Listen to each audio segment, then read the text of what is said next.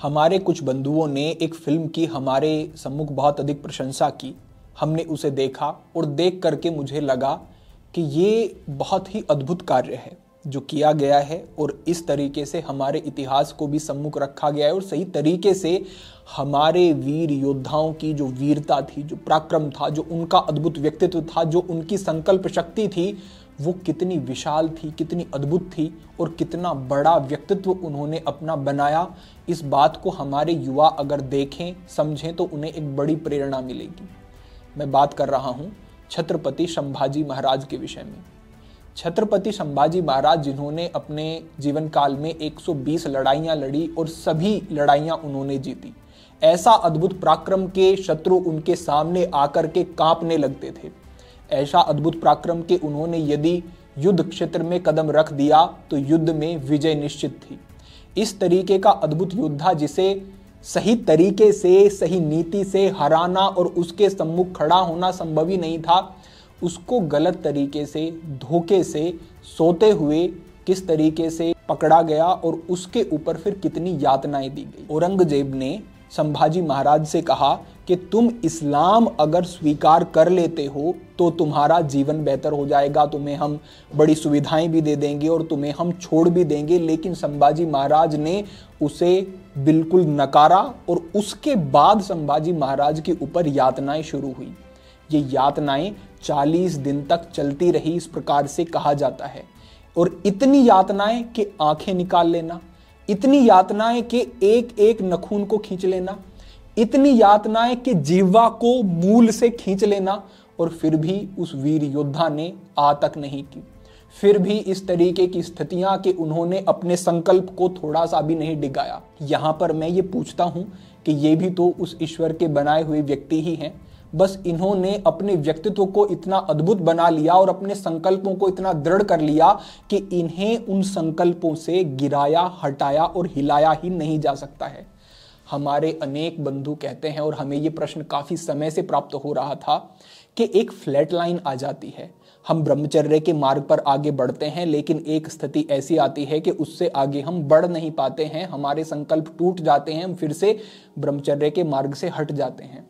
मैं कहता हूं कि ये कैसा संकल्प है कि आप संकल्प बार बार कर रहे हैं और फिर भी आप चुनाव कर रहे हैं कि मैं इस ब्रह्मचर्य के श्रेष्ठ मार्ग को छोड़ करके इस पतित मार्ग को, इस पर मैं चलूंगा, इसकी ओर मैं जाऊंगा। ये कैसा संकल्प है? आप कहेंगे कि जी हमारा संकल्प तो यही होता है कि हम ब्रह्मचर्य का पालन करें, लेकिन हम ऐसी स्थिति में पहुंच जाते हैं। नहीं, वो कहीं ना कहीं आपका चुनाव होता है। ऐसे समझें कि आप रात्रि में अलार्म लगाते हैं, सुबह अलार्म बजता है, आपकी आंख खुलती है और आप कॉन्शियसली ये चुनाव करते हैं कि आप उस अलार्म को बंद करेंगे और फिर से सो जाएंगे। यद्यपि आपको पता होता है कि मैं अभी उठ करके अगर अपने कार्य करूंगा तो मेरे पास एक्स्ट्रा टाइम होगा और मैं अपने स्वास्थ्य पर, शरीर पर काम कर सकता हूं, मैं अपने दिन की अच्छी शुरुआत कर सकता हूं, लेकिन वो आपका चुनाव होता है कि मैं उठूंगा नहीं, मैं लेटा रहूंगा। आपका मन आपको यह भी कहता है कि आप अगर व्यायाम करते हैं तो आपका शरीर बेहतर होगा। एक युवा जैसा होना चाहिए, जैसा लगना चाहिए, आप वैसे बन सकते हैं, लेकिन ये आपका चुनाव होता है कि मैं व्यायाम नहीं करूंगा जी, मैं तो लेटा रहूंगा, अपने समय को नष्ट करता रहूंगा। ये आपका चुनाव होता है। वास्तव में हमारे संकल्प हैं ही नहीं। संकल्प वो होते हैं कि चाहे कुछ भी हो जाए लेकिन मैं अपने मार्ग से नहीं हटूंगा। संभाजी महाराज का मैंने आपको अभी उदाहरण दिया। आप अंदाजा लगा सकते हैं कि जीवा जब मूल से खींची जाती है तो कितना कष्ट होता होगा। नाखून एक एक जब खींचा जाता है तो कितना कष्ट होता होगा। जब इस स्थिति में भी संकल्पों पर दृढ़ रहा जा सकता है तो क्या अपने जीवन को बेहतर बनाने के लिए एक ब्रह्मचर्य के संकल्प पर आप दृढ़ नहीं रह सकते हैं? क्यों नहीं रह पा रहे हैं? क्योंकि आपके संकल्प आपके अंतःकरण में अभी उतरे ही नहीं हैं, केवल सतही तौर पर हैं, केवल चेतन स्तर पर हैं। अवचेतन पर आपने काम ही नहीं किया है। और सभी को पता है कि आपका अवचेतन बहुत मजबूत होता है, चेतन उतना मजबूत नहीं होता है।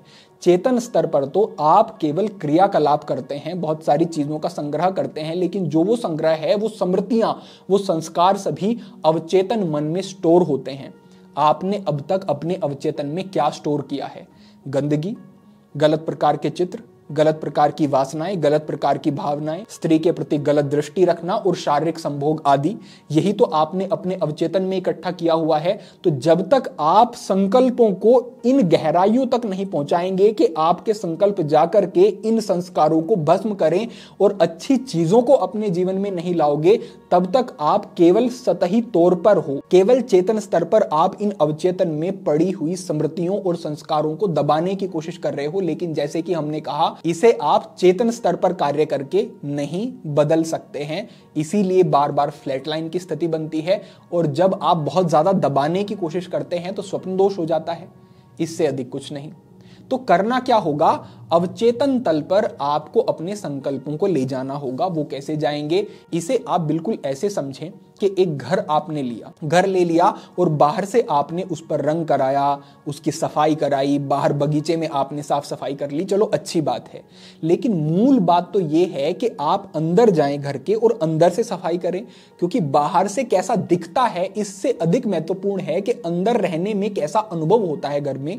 इसी तरीके से आपको समझना होगा, चेतन स्तर पर आप अपने नाम के साथ ब्रह्मचारी लिख लें या फिर आप सबको कहें कि मैं ब्रह्मचर्य का पालन कर रहा हूं, पर्याप्त नहीं है। आपको अपने अंदर जाना होगा। जैसे कि आप घर में गए, देखा आपने कि कहां कहां गंदगी है, इसी तरीके से अपने अंदर जाओ, देखो कि कहां कहां गंदगी है, फिर आप देखोगे कि कैसे इसे साफ करना है। आप भी मन में जाओ और देखो कैसे साफ करना है। फिर आप घर को साफ करने के लिए संसाधन जुटाओगे, क्योंकि कहीं पर जाले लगे हुए हैं तो उसको अलग अलग यंत्र से उतारा जाएगा, कहीं पर गंदगी फर्श पर इकट्ठा है तो उसे किस यंत्र से साफ करना है। फिर आप वो सारे साधन जुटाते हो जिससे कि आप घर को साफ कर सके। इसी तरीके से वो साधन देखो क्या हैं जिससे कि आप अपने मन को साफ कर सको। वो स्वाध्याय हो सकता है, जैसे हमने कहा अच्छा भोजन करना है, मुझे रूटीन को अपने ठीक करना है, मुझे परमात्मा का नाम लेना है, मुझे क्या क्या करना है मैं देखूंगा, मुझे अपनी दृष्टि को पवित्र रखना है, मुझे अपने संग को बदलना है, कहाँ मैं ऐसी चीज़ों से कनेक्ट हूँ जो कि मेरे अंदर गलत चीज़ें ला रही हैं, कहीं ना कहीं वो पीछे की जो स्मृतियाँ हैं उनको उघेड़ रही हैं जो चीज़ें, उन सब चीज़ों को मुझे छोड़ना है। आपको ये मूल्यांकन करना होगा। इस तरीके से यदि आप करोगे तो निश्चित रूप से आप एक बेहतर स्थिति में पहुंच जाओगे और आप फिर गिरेंगे नहीं, आप अटल रहेंगे और आपके संकल्प भी पूरे होंगे। धीरे धीरे जब आप इस तरीके से मार्जन करते हैं ना अपने मन का, अंदर से सफाई करते हैं, तो फिर भगवान ने कहा है रसवर्जम रसो अप्यश्य परम दृष्टवा निवर्तते, कि फिर ऐसी स्थिति आ जाती है कि आप मन से ही उन चीजों को छोड़ देते हैं, यानी कि मन का ही खिंचाव भोग के प्रति कम होना शुरू हो जाता है। लेकिन इसमें समय लगता है। भले ही आपको ऐसा लगता हो कि ये तो बड़ा कठिन है, ऐसा तो हो नहीं सकता, लेकिन वास्तव में मन का खिंचाव ही भोग की तरफ कम हो जाएगा एक समय के बाद, एक स्तर पर पहुंचने के बाद। लेकिन वहां तक पहुंचने के लिए आपको मेहनत करनी होगी। इसके लिए एक सूत्र बहुत अच्छा आता है कि नारायण हरि लगन में ये पांचों न सुहात, विषय भोग निद्रा हसी, जगत प्रीति बहुबात। इन 5 तलों पर भी ध्यान देना होगा। सबसे पहला है विषय भोग, यानी कि अपनी इंद्रियों को अलग अलग विषयों में जहां वो लगती हैं और सुख को देखती हैं वहां से हटाओ, अंतर्मुखी करो।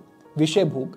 निद्रा, यानी कि बहुत अधिक सोना, ये भी ब्रह्मचर्य के मार्ग में बाधक है। इससे तमस बढ़ता है, कफ बढ़ता है, और इससे जो ब्रह्म मुहूर्त का समय है अगर उसमें सोते रहेंगे तो स्वप्न दोष आदि की स्थिति भी बनती है और कई हानि होती है।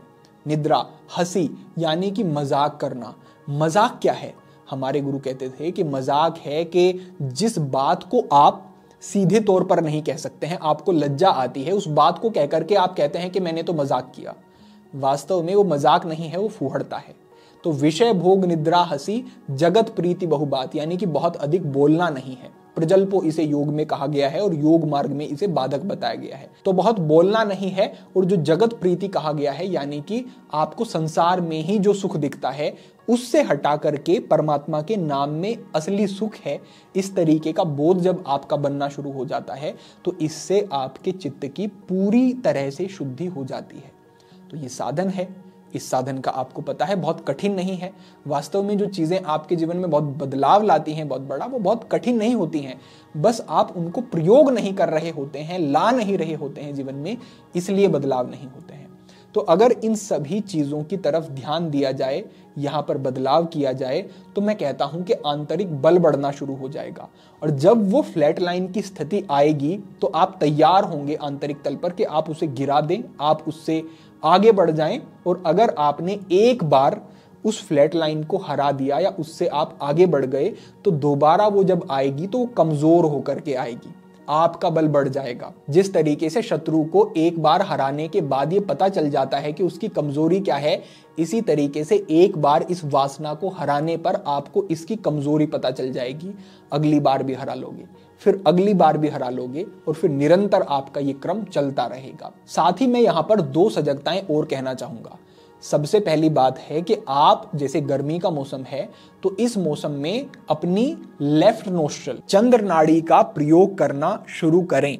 आपको करना यह है कि अपनी दाईं नासिका को बंद करना है और बाईं से धीरे धीरे सांस को अंदर भरना है और दाईं से छोड़ना है। फिर बाईं से भरना है और दाईं से छोड़ना है। हर बार बाईं से ही भरना है और दाईं से छोड़ना है। ये चंद्र भेदी प्राणायाम करना शुरू करो। इससे आपका मन, जो चंचलता बहुत अधिक है, वो कम होनी शुरू हो जाएगी। ये आप करो। और युवा जो हमारे हैं वो शरीर को थकाएंगे। 1 घंटा 1.5 घंटे का अच्छा व्यायाम करना ही करना है। ये आपका नियम होना चाहिए, पक्का नियम हो। अगर आपने ये किया और पीछे जो हमने आपको संकेत किया है, अवचेतन पर काम करना है, बाहरी तल पर नहीं। बाहरी तल पे संकल्प किया हुआ काम नहीं करेगा, आंतरिक तल पर उतर करके काम करना होगा। उन चीजों पर अगर आप ध्यान देते हैं तो मैं कहता हूं कि निश्चित रूप से आपको बदलाव देखने को मिलेंगे और आप एक अच्छी स्थिति में पहुंचेंगे। तो जो निरंतर मुझे प्रश्न प्राप्त हो रहे थे, उसके आधार पर आज आपके लिए यही संकेत था। भविष्य में आपके प्रश्नों के आधार पर अन्य मार्गदर्शन भी होते रहेंगे। सभी के लिए प्रार्थना, सभी के लिए मंगल कामना। आज के लिए इतना ही। ओम नमः शिवाय।